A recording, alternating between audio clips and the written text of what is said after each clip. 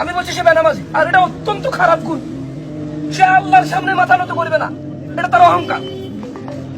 তুমি বলছো, তোমার আমি বলি, তোমার আমরা কেমনে বুঝে তেমন ছোট ভাই, এটা কিনলে অহংকার, এটা কিনলে খারাপ। তোমার আমি বলি, আমি একটা কোম্পানির মালিক, তুমি আমার কোম্পানির একবারে 5 কোটি টাকা দামের চাকর। কত কোটি টাকা দামের বেতন আছে না ভাই?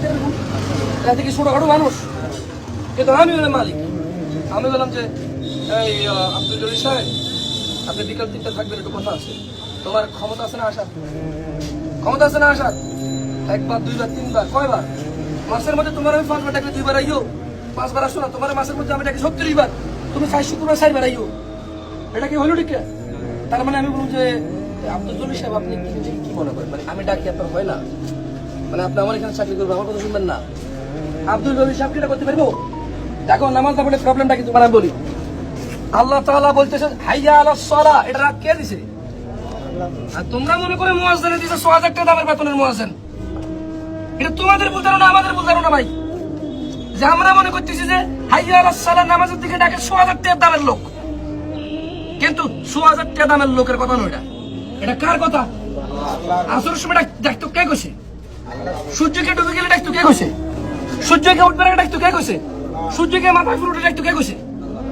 মুয়াজ্জিন নিজের শখে ডাকে না নিজের ক্ষমতা ডাকে? ওর বেতন তো এমনি 6000 7000, কেউ দাম দেয় না। কিন্তু আল্লাহ ওরে সম্মান দিবে কিয়ামত দিবসে, ওর গলা হবে মানুষের মাথার উপরে। তো মনে রাখবে, দরবারে আল্লাহ ডাকতেছে হাইয়া আলাস সালাহ, তোমরা নামাজের দিকে আসো, তুমি আইলা না। মানে আল্লাহ তোমাকে ডাকছে, তুমি আসো নাই, তো এটা কি অহংকার নাকি? অহংকার না?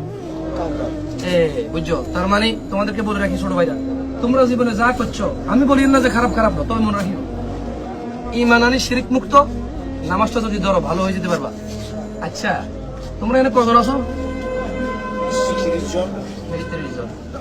তোমার একটা মজার কথা কই না, আমি আমার যে আল্লাহ সাক্ষী অহংকার করি না, উদাহরণ দিয়ে আমার মতো জামশেদ মজুমদারের গোনার টাইম নেই। কারণ দেখছেন তোমরা 20-30 জন যুবক এখানে কলেজে হড়ো, কেউ মাদ্রাসা ধরো, ভার্সিটিতে হড়ো, বুঝলি আই হাজবার মসজিদে যাই দে, অথবা হাজবার নামাজ হড়ি দে।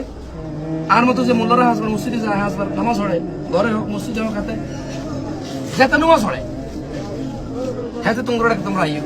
শুক্রবার তোমাকে কারো ক্ষমতা আছে উঠে যাবেন নাই, তাইলে তুমি বুঝো এ নামাজ পড়ায় যদি সম্মানিত হয়, তুমি নামাজ পড়ে সম্মানিত হয়। আমি বুঝতে পারছি। তোমাদেরকে আবার আমি বলে রাখি, তোমরা জনসমুদ্রে ভেসে যেও না, তোমরা জনসমুদ্রে ভেসে যেও না। মনে রাখবা, ইসলাম ধর্ম এরকম কোন ধর্ম নয় যে বছর একবার আনুষ্ঠানিকতা ত্রাণ লাগবে চলিয়ে আইসো, মানে একটা হট্টগোল লাগছে চলিয়ে আইসো। ইসলাম ধর্ম কোনো আনুষ্ঠানিকতা না, এটা একটা শৃঙ্খলার নাম।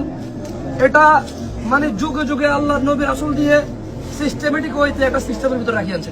কিয়ামত পর্যন্ত এটা থাকবে, আমি থাকি তুমি থাকো, আমি না থাকি তুমি না থাকো, এটা কিয়ামত পর্যন্ত থাকো। যেদিন এই ধর্ম নাই সেদিন দুনিয়াই নেই। বুঝতাম পাচ্ছি? তো তোমরা 5 ওয়াক্ত নামাজ পড়বা, যা খুশি করো, তোমার আর তোমার রবের মধ্যে কেউ আইতো না, তুমি আর তোমার রবের মধ্যে কেউ আইতো না। তবে মনে রাখবা, নামাজ পড়ি, অশ্লীলতা থেকে দূরে থাকবা, নেশা জাতীয় দ্রব্য থেকে দূরে থাকবা, খারাপ মিথ্যা কথা থেকে দূরে থাকবা, দুর্নীতি, চোর ডাকাতি থেকে দূরে থাকবা, ধোঁকাবাজি থেকে দূরে থাকবা, জানা ব্যভিচার থেকে দূরে থাকবা, চেষ্টা দূরে থাকা।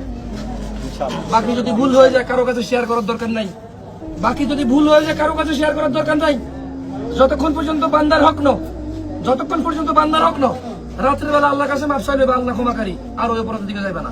মনে রাখবা, তোমার অপরাধ যদি জমিন থেকে আকাশ পর্যন্ত হয়, যদি তুমি আল্লাহর কাছে ক্ষমা চাও আর শিরক না করো, আল্লাহ জমিন থেকে আকাশ পর্যন্ত তোমার জন্য ক্ষমা নিয়ে আসবে।